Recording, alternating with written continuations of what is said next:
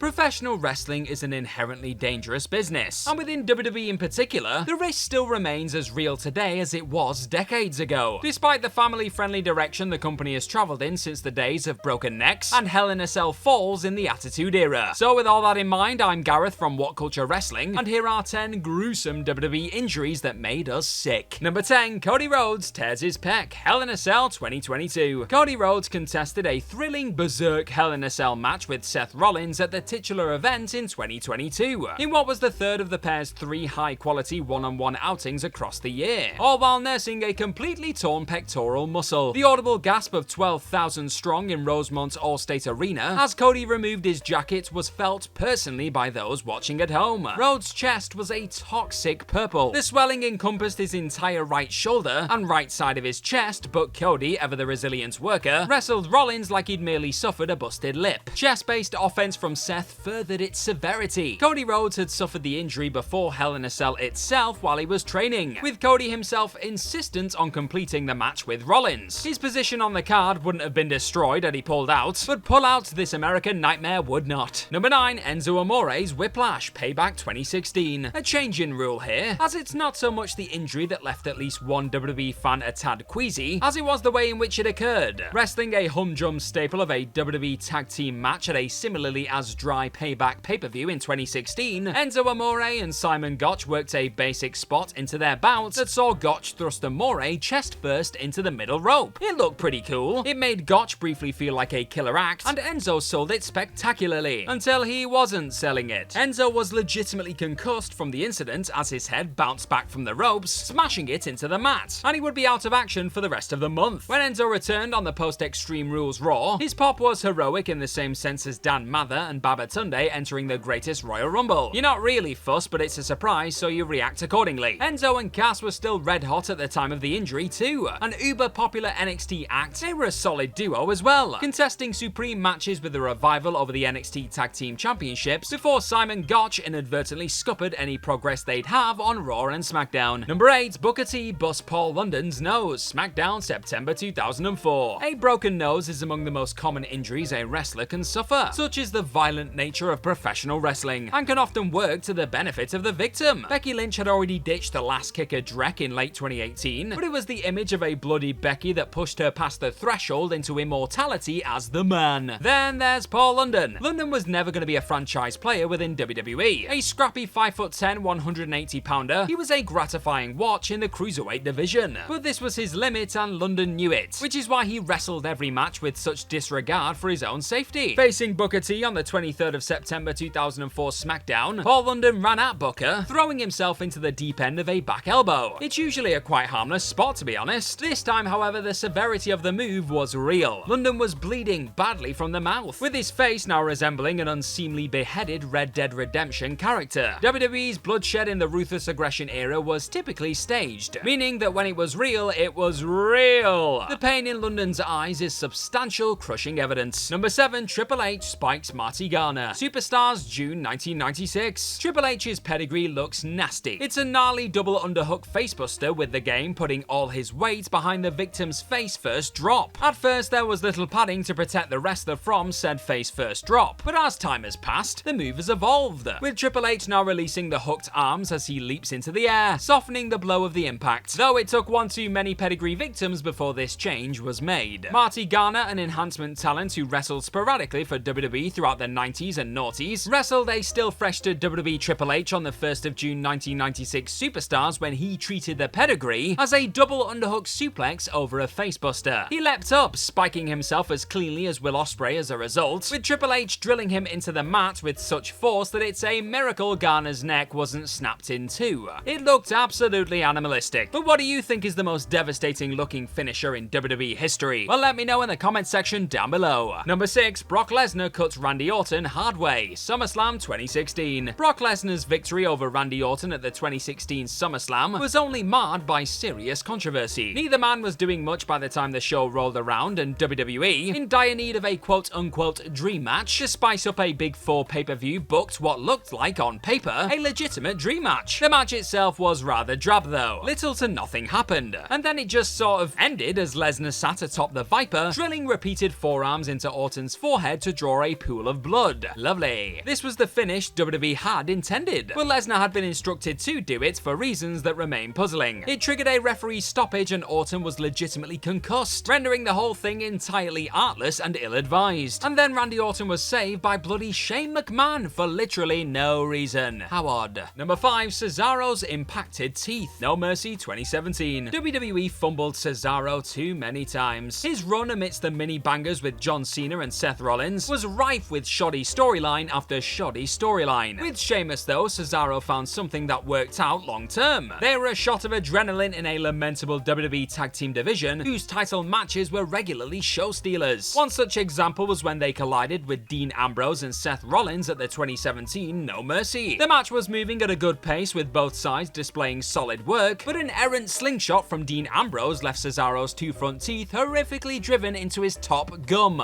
Grim. Bloodied and battered, Cesaro not only finished the match though, he delivered another superhuman performance that turned an otherwise middling WWE Tag Team Championships match into a renowned pay-per-view spectacle. The Swiss cyborg indeed. Number 4, Brock Lesnar's leap of faith goes awry. WrestleMania 19. Brock Lesnar was more willing, more enthusiastic almost in 2003 than every subsequent iteration of himself. Lesnar had to prove himself as the next big thing, you see. Shawn Michaels was Mr. WrestleMania, Jeff Hardy was the charismatic enigma, Mick Foley was the hardcore legend, and Brock Lesnar was the next big thing. He was at WrestleMania 19 anyway, wrestling the WWE Championship away from Kurt Angle in a bout scarcely heralded as a great Mania headliner on the basis of one spot gone wrong. John Laurinaitis was the man behind the idea. He advised Brock that he needed to up his game if he were to have a WrestleMania moment, leading to him busting out a shooting star press. Brock had hit the rarely seen move to perfection during his OVW days, but this wasn't OVW. This was WrestleMania and any mistakes would be remembered forever. Brock Lesnar missed Kurt Angle by a smidge, dropping all of his weight onto his neck in a gnarly visual that doesn't get any easier the more you watch it. Brock was unable to stand and celebrate as WWE Champion in what should have been a poignant show-closing moment. Number 3, Eddie Guerrero bleeds buckets, Judgment Day 2004. Challenging defending WWE Champion Eddie Guerrero at Judgment Day 2004, JBL was due to smash Eddie's head in with a steel chair. Such spots were commonplace for the era, and it worked exponentially to further the hatred between the pair in a tussle over sports entertainment's top prize. Except Eddie bladed a bit too deep. His face was a gory wreck, blood spewing everywhere, and the ring and surrounding areas resembled something akin to a murder scene more than they did a wrestling match. It looked brutal because it was brutal. Eddie Guerrero wasn't a man known for regularly shedding the red stuff, so his self-inflicted blood-stained butchery made JBL look like a legitimate killer. The former Bradshaw didn't win the WWE Championship here, but when he did at the following month's The Great American Bash, he was ready. That match too was murderous in execution, but nothing on this level. Number 2, Hardcore Holly oozes blood, ECW September 2006. Hardcore Holly was hardcore in nature, if by hardcore you meant stiff. Holly was not, however, hardcore in the ECW sense of the word. Though he was an original pillar of WWE's hardcore division, he used his fists as weapons more than he did a trash can lid or a stop sign. If someone was gonna bleed in a Hardcore Holly match, it would have been because he'd drawn the blood with his own two hands. Or it would have been because a standard suplex spot had gone so horrendously wrong. Holly faced Rob Van Dam on the 26th of September 2006 WWE CW when, while suplexing RVD over the ropes, he overshot the table bump, meaning he took more of the impact than Van Dam did, and boy was it noticeable. A large gash opened on Big Bob's back from a piece of the wooden table carving into him, and blood spurted from it in a most queasy visual. The sort of wound you'd expect to see on a CZW show, not a WWE product 2 years away from becoming PG. Number 1, Joey Mercury's face explodes, Armageddon 2006. Occurring at Armageddon 2006 during what was an all-timer of a multi-team TLC match that has since been neatly tucked away by WWE's archivists, never to again be discussed or broadcast on WWE programming, Joey Mercury's face met a steel ladder in a spot that looked cool and sleek in execution. Jeff Hardy, one of the stipulation's foremost practitioners, dove onto a ladder that was placed across a second ladder, firing it up into Mercury and Johnny Nitro's faces. Nitro was caught by the throat, a sprained larynx at the absolute worst, but Mercury, his face exploded. Matt Hardy best described the situation as if someone went to a sink and turned the faucet on. Never should a wrestler's crimson mass be described as water gushing from a sink, but Matt, he wasn't wrong. Depressingly though, the move is what hampered Joey Mercury's career. His nose was legitimately injured, and his time alongside Johnny Nitro ran thick quickly when he was cleared to return. Mercury never again reached the heights he did in MNM. The gif of his most infamous match is how many best remember his work now. What a brutal shame. And that's our list. Know of any other gruesome WWE injuries that made you sick? Well, let us know all about them in the comment section right down below, and don't forget to like, share, and click on that subscribe button while you're down there. Also, if you like this sort of stuff, then please head on over to whatculture.com and find some more fantastic articles, just like the one this video you're watching right now is based on. I've been Gareth from What Culture Wrestling. Cheers for watching this video today, and hopefully we'll see you soon. Bye bye!